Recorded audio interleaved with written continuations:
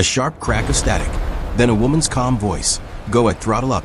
73 seconds later, 7 lives are gone, and the sky itself seems to tear open. How does a national celebration turn into a funeral before you can even blink?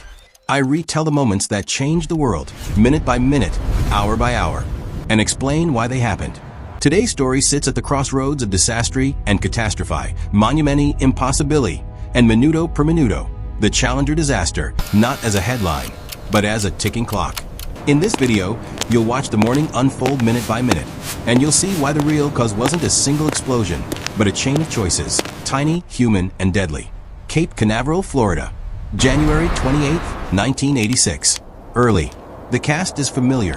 NASA managers chasing schedules, engineers chasing data, 6 astronauts chasing orbit, and 1 schoolteacher, Krista McAuliffe, carrying millions of classrooms on her shoulders. 6:30 a.m. The darkness is thin and the air bites.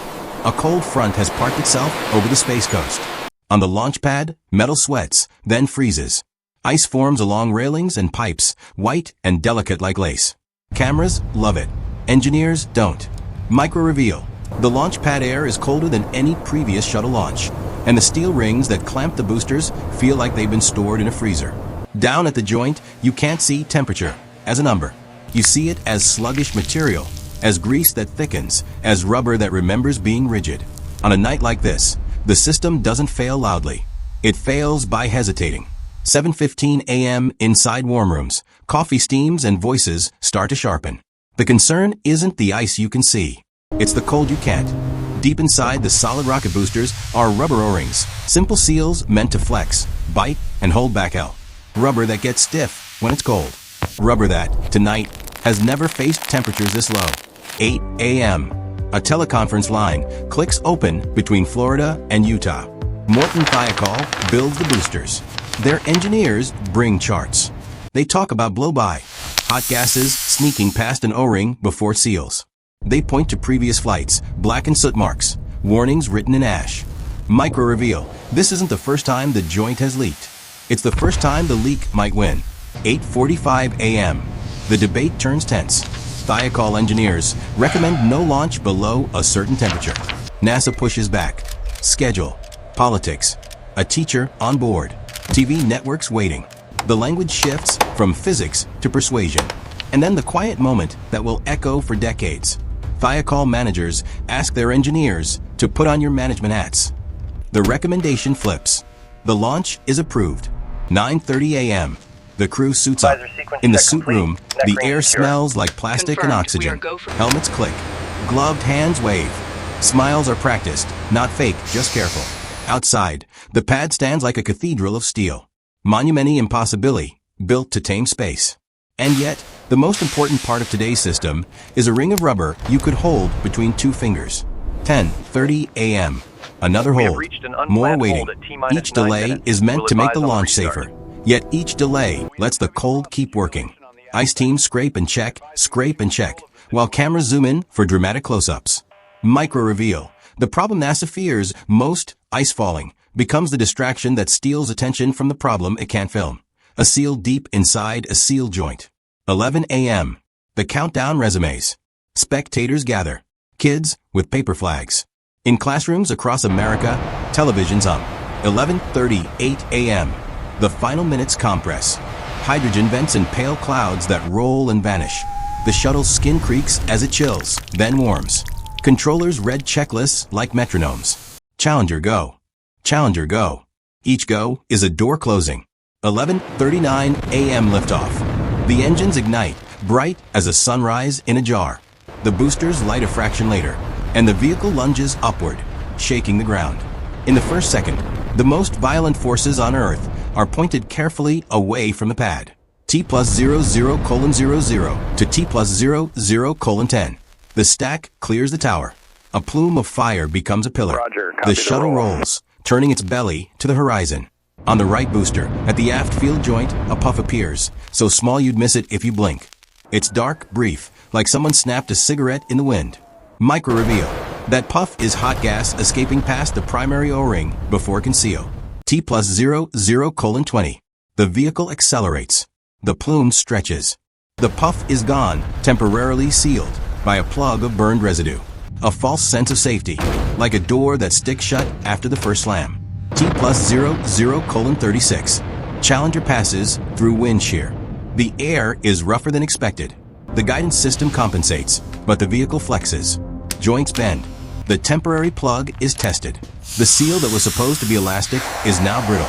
T+00:58. Challenger, go at throttle up. The main engines had throttled down to reduce stress, and now they surge.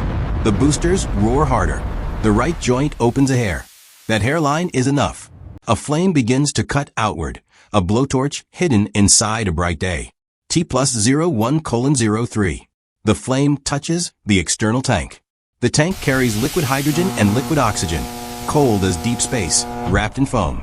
For a moment, the fire is masked by the rocket's own exhaust. Micro reveal. The disaster is already underway, but the cameras still show a perfect descent. T+01:13. The flame breaches. The tank's structure fails. A white flash blooms, not a bomb, but a rapid disassembly, metal and propellant meeting physics at once. The shuttle is ripped by aerodynamic forces. Two solid boosters, suddenly free, keep flying like angry spears. On the ground, a collective sound rises, one long, confused exhale. Then silence, broken only by wind and radio calls that keep coming, as if language can pull a spacecraft back together. Seconds after, Mission Control stares at telemetry that turns to noise. Flight, we have a major malfunction. The phrase lands like a stone. Debris rains into the Atlantic. The contrails form a branching Y, beautiful in a sick way, hanging over the coastline like a signature no one wanted. In the minutes after breakup, those two boosters keep burning, tumbling out of control. Range safety watches their tracks bend toward the horizon where people live. Micro reveal. Even now, the system has to make one more awful decision. Terminate the rockets before they become missiles. In the hours that follow, the story becomes human. Families wait in a viewing stand that suddenly feels exposed. Teachers look at students who are too young to understand shock, but old enough to feel it. NASA scrambles ships and helicopters into the ocean, searching for pieces, searching for answers, searching for anything that could make this make sense. Now the vera storia, the true story, is not that Challenger exploded. It broke apart. Another misconception is that it was a freak accident, a bolt from the blue. It wasn't. The evidence was speaking for months, in soot and erosion and near misses. And the third misconception is that cold alone caused it. Cold was the amplifier. The deeper cause was a system that learned to live with warnings. Here's the logic, simple as a door in winter. An O-ring is like the rubber seal on a refrigerator. When it's warm, it squishes, fills gaps, and holds pressure. When it's cold, it hardens, and a gap becomes a path. In the booster joint, pressure was supposed to force the O-ring into place instantly. But at low temperatures, the rubber responded too slowly. Hot gases slipped by first, blow by, scorching the seal, leaving that black signature. Engineers saw it. Managers saw schedules. The secret isn't hidden in a lab. It's hidden in a meeting room. The moment of destiny is not T+73 seconds. It's 8:45 a.m. when caution lost to confidence, when a recommendation changed because the room wanted it to change. The consequences hit in 3 waves. For people, 7 names became national memory, and a generation learned that spaceflight is not a classroom video, it's a knife edge. For engineering, the booster joints were redesigned, more robust seals, heaters, changes meant to prevent a gap from ever opening that way again. For rules and culture, the Rogers Commission exposed communication failures and the normalization of deviance, and NASA rebuilt safety offices and launched decision processes with sharper teeth. And yet the aftertaste remains, because the shuttle did return to flight, and because humans keep reaching. The temptation to make danger feel normal never disappears. Challenger's lesson is not only about rubber, it's about listening, especially when the data speaks softly. So when you see that branching smoke in old footage, remember the clock behind it. Ice on steel, a call on a phone line, a manager's pause, a seal that didn't flex in time. History doesn't always turn on monsters. Sometimes it turns on minutes. Next time, we'll follow another machine that seemed unstoppable, until one overlooked detail rewrote everything.